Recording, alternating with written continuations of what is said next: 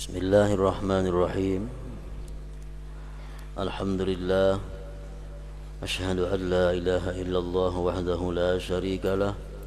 Wa ashhadu anna sayyidana Muhammadan abduhu wa rasuluh. Allahumma salli wa sallim wa barik ala sayyidina wa habibina Muhammad wa ala alihi wa sahbihi wa man tabi'a hudah, amma ba'd. Yang kita hormati dan kita cintai para habaib, para alim ulama, guru-guru agama, para muhibbin, hadirin hadirat rahimakumullah. Ats-tsani was-salasun min suwaril Qur'an, suratus Sajdah.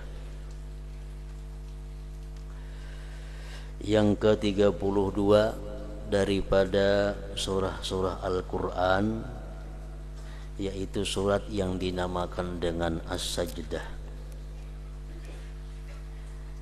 Surat As-Sajdah ini makiyatun, diturunkan di Mekah, wa ayatuha salasun, dan ayat-ayatnya berjumlah 30 ayat.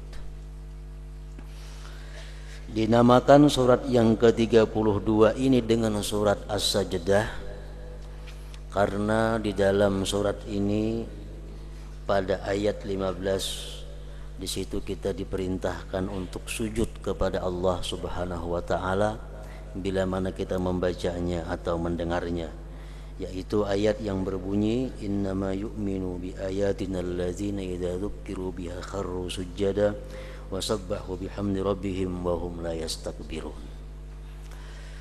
Nah, oleh karena itulah surat yang ke-32 ini disebut dengan surat As-Sajdah.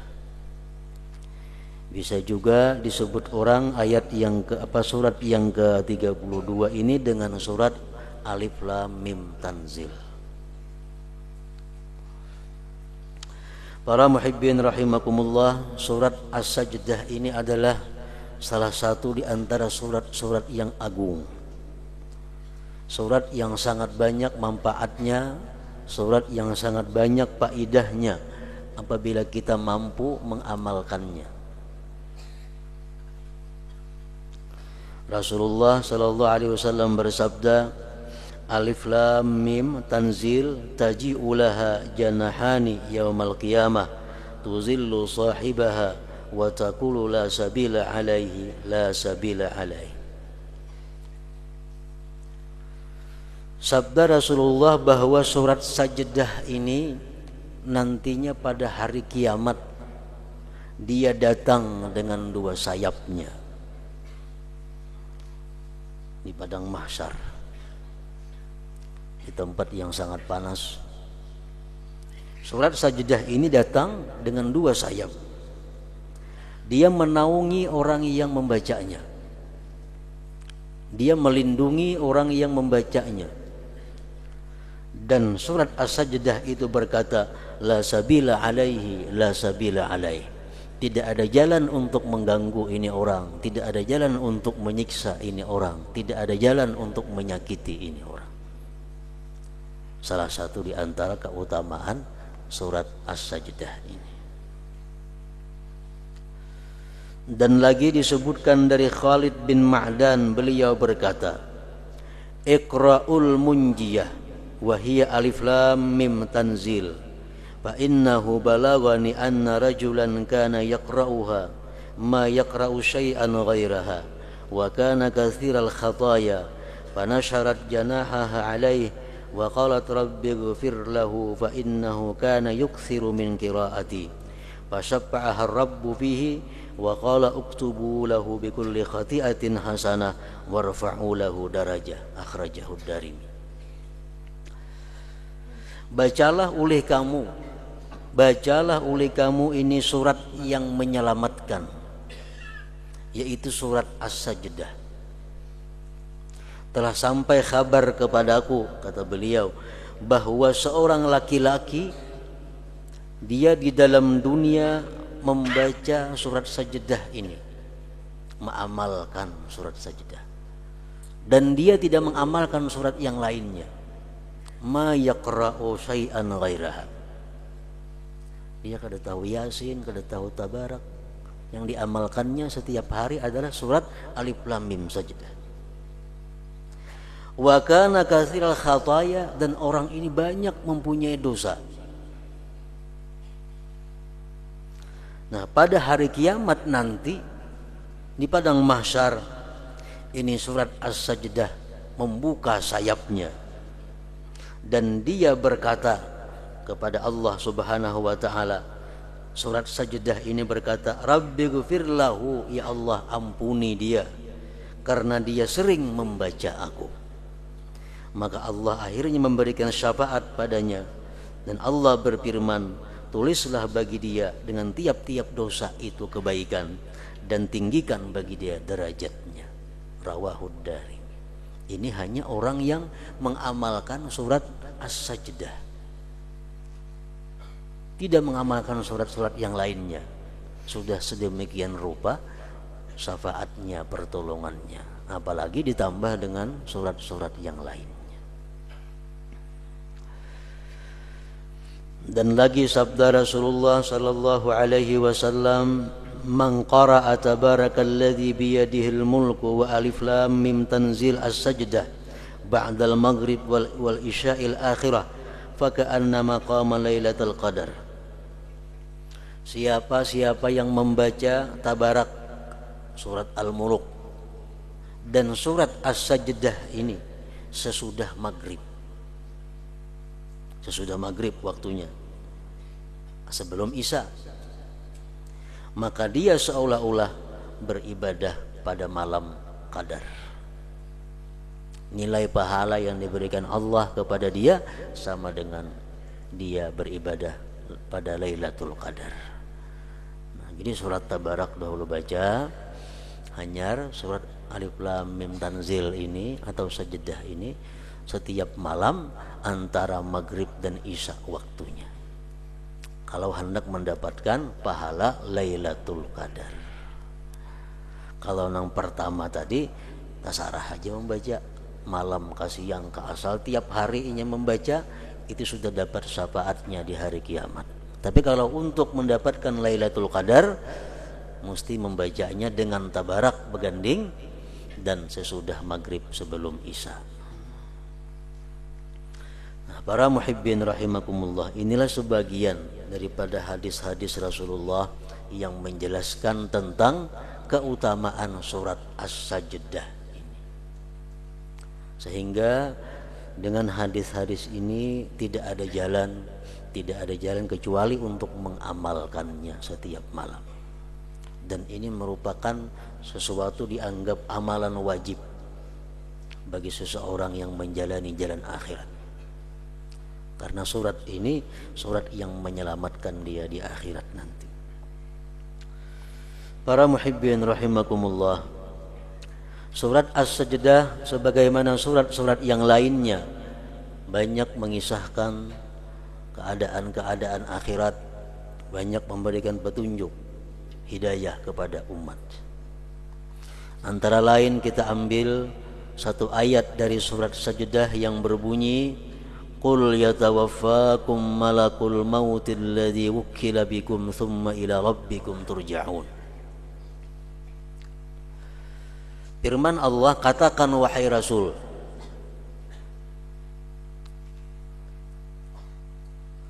selagi akan mewafatkan akan kamu oleh malaikat maut.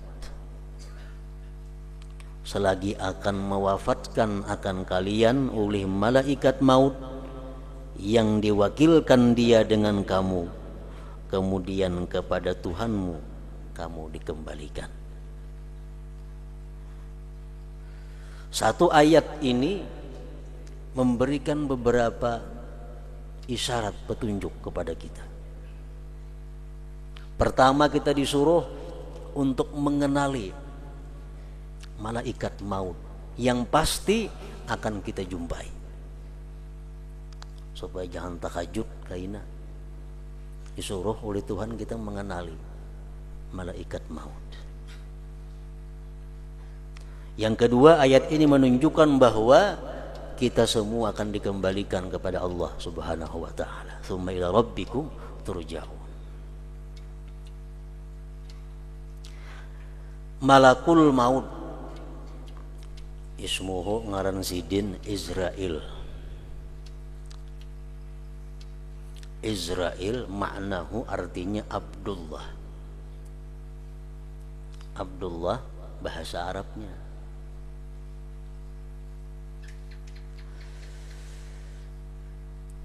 Lahu rusulun, bagi malaikat maut yang bernama Israil ini banyak mempunyai utusan-utusan yang selalu dikirim kepada manusia. Makin banyak utusan itu datang kepada kita, artinya makin dekat nang mautus datang kepada kita. Lahu rusulun katsirah. Kama warada fil khabar, di dalam hadis disebutkan asyaibu wal amradu wa taghayyuru sam'i wal basar wal ajzu min rusuli malakil maut.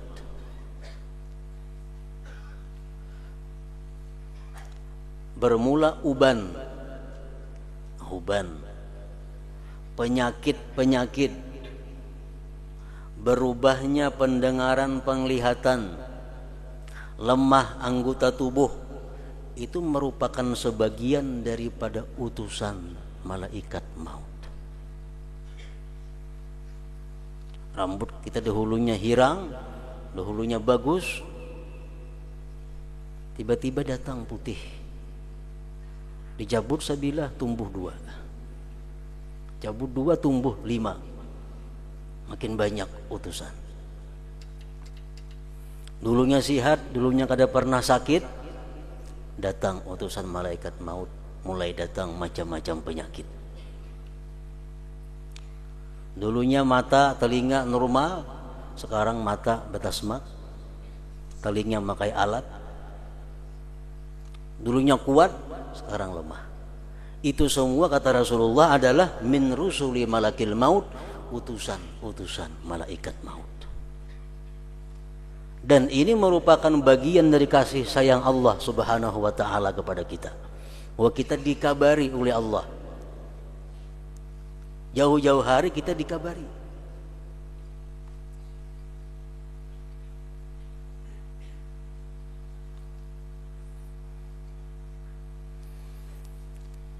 Disebutkan ada salah seorang nabi di antara anbiya illah ta'ala, didatangi oleh malaikat maut. Nabi ini berbicara dengan malaikat maut bahwa kalau engkau datang kepadaku, tolong beri aku kabar sebelumnya supaya aku bersiap-siap, kata itu nabi tadi. Kata malaikat maut, baik. Bulik malaikat maut. Beberapa puluh tahun berikutnya datang malaikat maut kepada nabi tadi. Napa kabar ikam ya nabi? Dia malaikat maut, aku hendak mencabut roh engkau. Maka ikam janji mengabari aku. Kenapa bakajutan datang? Ya malaikat maut tuh kabarnya di kepala ikam. Dulunya hirang aku datang ke sini, sekarang lebih separuh orang putihnya. Itu kabarku, itu utusanku. Makanya dilarang kita mencabut uban itu. Dilarang mencabut uban. Dilarang mewarnai uban dengan hitam. Kenapa? Semacam kada sudi dengan utusan malaikat maut itu. Menyebabkan kita lupa dengan keadaan kita yang sebenarnya. Para muhibbin rahimakumullah. Namun kadang-kadang ada orang yang tidak ada utusan malaikat maut langsung mati. Orangnya kada behuban, orangnya masih sigar, orangnya masih bugar, mata masih hawas, talingnya masih baik, mati mendadak. Itu ada juga sebagian manusia. Rasulullah SAW bersabda, mautul faj'ah rahatul mu'min wa asapun 'alal fajir. Rawahu Ahmad. Mati yang mendadak seperti itu sesuatu rahmat, sesuatu kelapangan kalau dia orang yang beriman. Kalau orang beriman, setiap saat pun dia mati, baik. Kenapa? Karena setiap saat dia siap untuk menghadap Allah Subhanahu wa taala. Tapi kalau orang yang fajir, orang yang fasik, orang yang banyak maksiat kepada Allah, mati bakajut, celaka atasnya. Rasa hidup lagi, rasa sigar, rasa apa? Rasa panjang umur. Karena kada ada penyakit, kada ada uban, gigi masih baik semua. Mati. Asafun. Ini merupakan penyesalan, kerugian, kesedihan kalau orang itu fajir. Para muhibbin rahimakumullah. Disebutkan dalam hadis yang berbunyi, ma min yaumin tatlu'u samsuhu illa wa malakul mauti yunadi ya abna al-arba'in hada waqtu akhdhiz zad adhanukum hadirah wa a'dha'ukum qawiyyah wa ya abna al-khamsin qad dana waqtul akhdhi wal hasad wa ya abna as-sittin nasitumul iqab wa ghafalatum an raddil jawab. Kata Rasulullah sallallahu alaihi wasallam yang artinya bahwa setiap hari terbit matahari, malaikat maut ini selalu mengumumkan, selalu mengingatkan. Menjadi malaikat maut, ya abna al-arba'in, wahai orang-orang yang berumur 40, hai manusia yang umurnya kepala 4, hadza waktu akhdhiz zad, ini waktunya kalian mengambil bekal. Azhanukum hadirah, hati kamu masih hadir, ingatan kamu masih kuat. Wa a'dha'ukum qawiyyah, anggota kamu masih kuat. Umur 40 itu umur di mana kita disuruh untuk mempersiapkan segala-galanya untuk menghadapi akhirat. Ujar malaikat maut mengingati kepada manusia. Waktu umur 40 kita bisa guring 2 jam sehari. Waktu umur 40 kita masih bisa kadang-kadang kada guring 24 jam. Bekerja, beribadah, beramal kepada Allah Subhanahu wa taala. Ini waktunya kita untuk bersungguh-sungguh. Kalau sudah umur 60 tahun, 50, sedikit saja kurang guring, garing. Guring tak ubah waktunya, garing. Jadi umur 41, 42 sampai 49 itu waktu di mana kuatnya seseorang untuk beribadah kepada Allah Subhanahu wa taala. Keuntungannya kalau kita waktu muda beribadah kepada Allah, andai kata kita tua, kita uyuh, kita sakit, tetap dicatat oleh Allah Subhanahu wa taala. Ini untungnya. Waktu kita umur 40 kita tiap malam tahajud jam 1 sampai subuh, tiap malam. Lagi umur 40. Sudah umur 60 kada kawal lagi. Jam 4 gin lapah bangun. Jam 4 hanya bangun. Umur sudah 60, tetap dicatat oleh Allah mulai pukul 1 sampai subuh. Kenapa? Karena hanya lemahnya dia yang menghalang daripada ibadah. Dan sudah dia buktikan waktu dia kuat, dia sungguh rajin beribadah. Nah ini Allah maha kasih sayang kepada kita. Kalau sudah umur 60 tahun menyesal, kada ada artinya. Aku hendak beribadah tapi kada kawal lagi, kada ada angin, garing. Umur sudah 60 tahun kada kawal lagi beribadah. Itu alasan seperti itu ditolak oleh Allah. Kenapa? Agar Tuhan ikan pernah merasai muda, ikan pernah merasai mana buktinya. Nah ini untungnya orang yang waktu muda beribadah. Hadza waktu akhdhiz zat azhanukum hadirah wa a'dha'ukum qawiyyah. Wa ya abna al-khamsin, ujar malaikat maut, wahai orang yang berumur 50, kepala 5. Qaddana waqtul akhdhi wal hasad, sungguh parak waktu diambil, waktu dikatam. Umur 50 ke atas tuh parak, kada lawas lagi. Artinya apa? Orang yang sudah umur 50 ke atas ini tuh sedikit benar lagi memikirkan duniawi. Waktunya diisi dengan sanggup untuk akhirat. Umur sudah 50 lebih,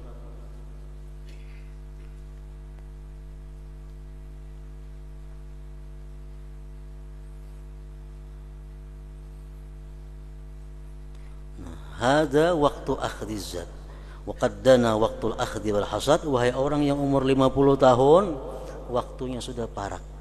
Kadakawa ditambal-tambal, kadakawa diundur-undur lagi.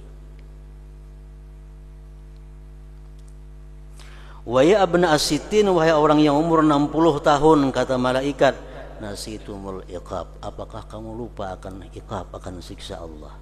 Umur 60 masih begalut saja di pasar lagi. Umur 60 masih sibuk dengan urusan dunia. Apakah kamu lupa akan siksa Allah? Bagaimana kamu nanti menjawab pertanyaan Allah Subhanahu wa ta'ala?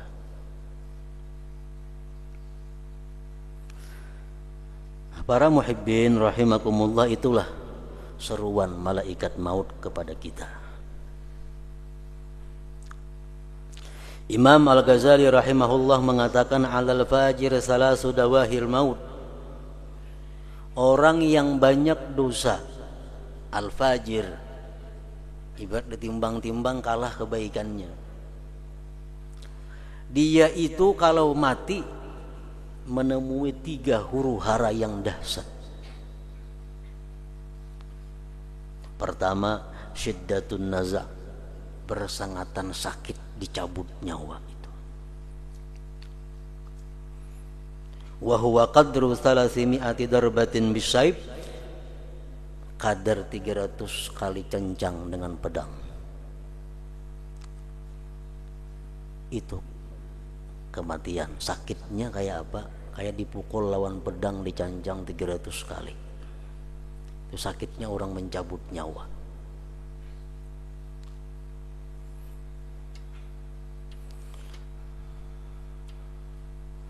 Kalau dia orang yang tidak beriman kepada Allah, orang yang durjana, orang yang banyak dosa, hendak mati itu awaknya sakit, hatinya sakit. Double. Hatinya sakit, awaknya sakit. Kalau orang yang beriman kepada Allah, paling-paling awaknya sakit, tapi hatinya tenang, hatinya ridha. Rasulullah berkata, al-maut kafaratul mu'min. Kematian yang sedih, yang sakit itu merupakan kafarat dosa bagi orang yang beriman kepada Allah.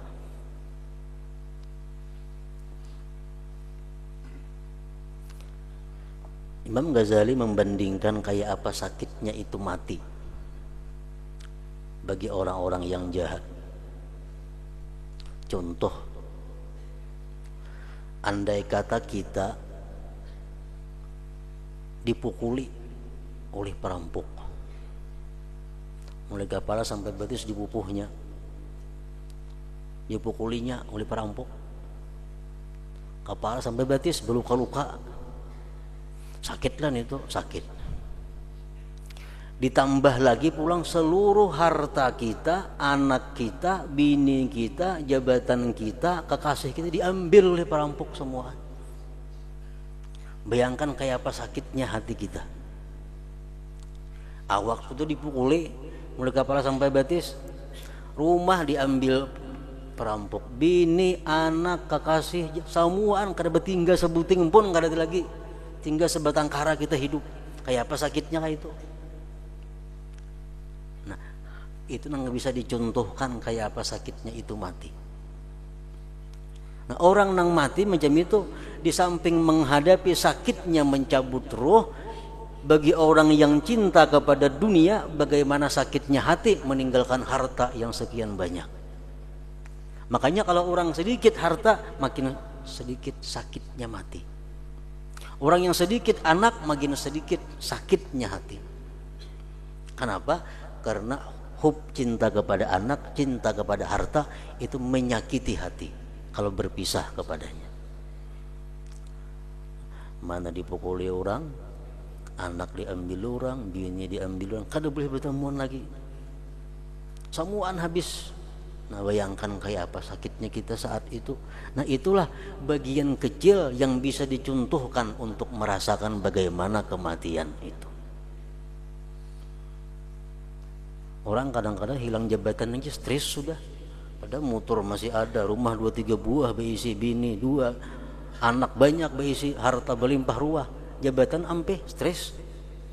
Hanya jabatan, awak masih sihat lagi itu.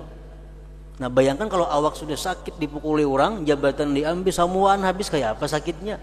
Nah itulah perumpamaan yang bisa dicontohkan sedikit tentang kematian.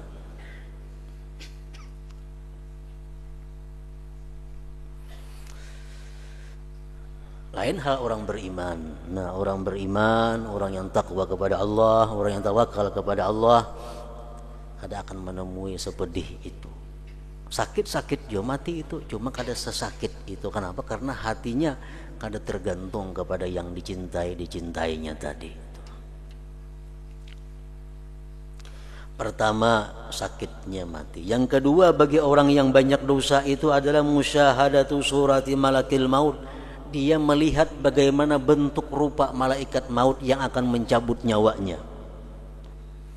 Rajulun aswad, laki-laki yang hitam, qaimus sya'ar, rambutnya cagar, muntinur rih, bau busuk, aswadus thiyab, pakaiannya hitam, yakhruju min fihi wa manakhirihi lahibun nar wad duhan, keluar di mulut dan di hidungnya kukus dan api. Ini tunang datang nampak yang mencabut nyawa ini. Itu kalau kita banyak dosa, banyak maksiat, malaikat mautnya macam itu nang datang. Yang ketiga, musyahadatuhum mawadi'ahum minan nar. Sebelum dia mati, diperlihatkan tempatnya di dalam neraka. Ini orang yang fajir durjana tadi. Nah, tiga itulah kesusahan-kesusahan yang dihadapi bagi orang yang mati banyak membawa dosa, maksiat kepada Allah Subhanahu wa taala. Rasulullah bersabda, la yakhruja ahadukum minad dunya hatta ya'lama aina masiruhu wa hatta yara maq'adahu minal jannah awin nar. Tidak keluar salah seorang kamu daripada dunia sehingga dia tahu tempatnya kemana dia kembali. Dia sudah melihat ke neraka atau ke surga. Makanya kalau kita perhatikan orang-orang imbah mati itu atau hendak mati itu rata-rata menangis. Ada tangis gembira, ada tangis duka cita. Kenapa? Saat itu dia dilihatkan Allah tempat yang bakal disinggahinya, tempat yang bakal ditempatinya. Yang melihat surga, tangisnya tangis gembira, air matanya jernih. Yang melihat neraka, tangis juga, tangisnya sedih, air matanya keruh. Demikian penjelasan dari beberapa hadis Rasulullah sallallahu alaihi wasallam. Para muhibbin rahimakumullah. Mengingat malaikat maut, mengenal malaikat maut, mengingat kematian merupakan sesuatu yang disuruh oleh agama. Rasulullah bersabda, aksiru min dzikril maut fa innahu yumahhisu dzunub wa yuzahidu fid dunya. Banyak-banyaklah kamu mengingat kematian karena itu menghapuskan dosa dan membuat kamu renggang dengan dunia. Isuk mati, siapa yang wani ke pasar hari ini nah? Siapa yang wani bulah baju hari ini kalau isuk tahu bakal mati? Orang yang mengingat kematian, orang yang terhapus dosanya dan dia akan renggang dengan dunia.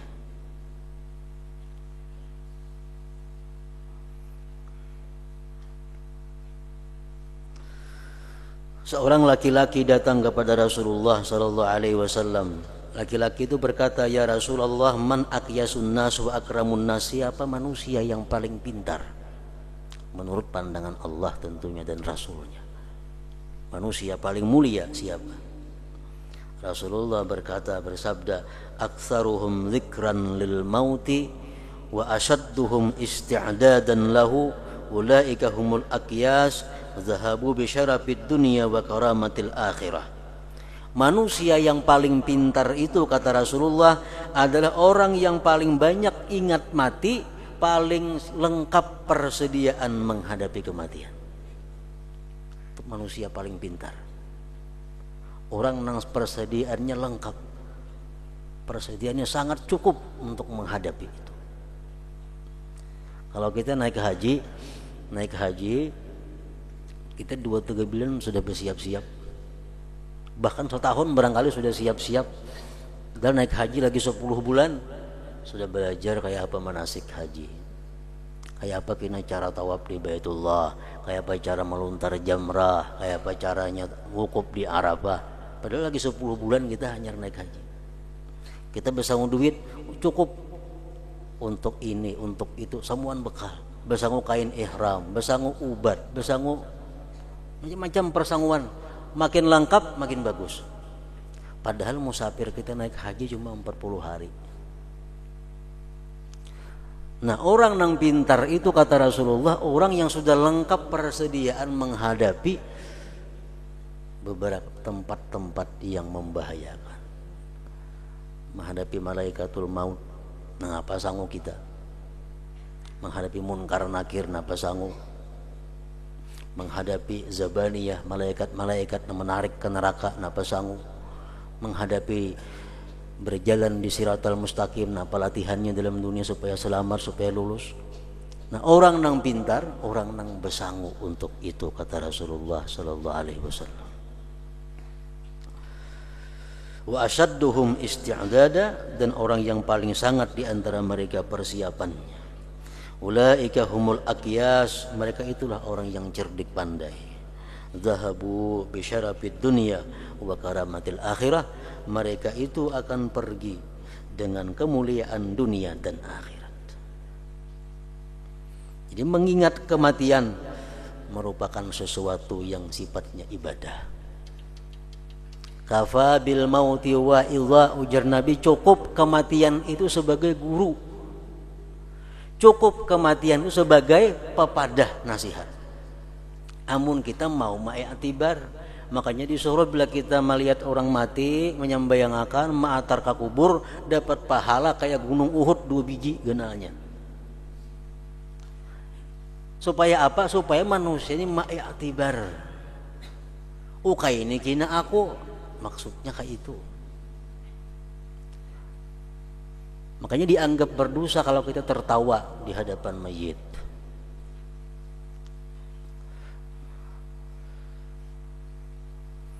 Bini-bini mati, bini-bini cuma ambil i'tibar. Laki-laki mati, laki-laki mengambil i'tibar. Tuhuk sidin becari dahulu siang malam, halal haram. Mati dibuat di dalam kubur karena apa-apa, dibawa rumah sagan bini. Sampai 100 kawin nang bini. Itu i'tibar bagi kita. Kayak itu kena aku berhimat mencari akan bini anak. Aku mati mana ingat lagi lawan aku inya, beremian, berminuman, bermainan. Aku maka dalam kubur menyandangnya harta nang kucari akan siang malam halal haram itu. Itu hendaknya diiktibar oleh kita. Bini-bini, i'tibar ada yang mati bini-bini. Bini-bini mati. Tinggal galak kakalo. Laki kawin diunjuk ke bini hanyar, galang ke kalong rumah. Kayak apa rasanya tuh? Rumah bini nang hanyar, pakaian bini nang hanyar makainya. Motor bini nang hanyar makainya. Nang baisi motor. Nah, amun bibinian macam itu ma'itibar, insyaallah bibinian kada nang bakhilnya lagi. Tapi kada mau ma'itibar hingga orang nang mati itu kada aku. Padahal disuruh kena aku nang mati seperti itu. Nah, para muhibbin rahimakumullah, kafa bil mauti wa idza, cukuplah mati itu kata Rasulullah sebagai penasihat kamu. Cukup orang mati sebagai penasihat kamu. Nah, kita harapan kita kepada Allah agar kita ditetapkan iman Islam waktu menghadapi sakaratul maut itu. Ila hadratin Nabi sallallahu alaihi wasallam. Al-Fatihah.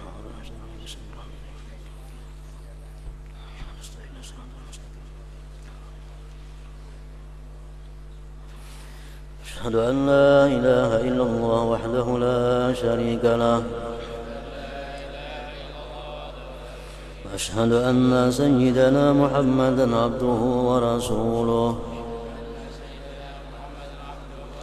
لا إله إلا الله نستغفر الله لا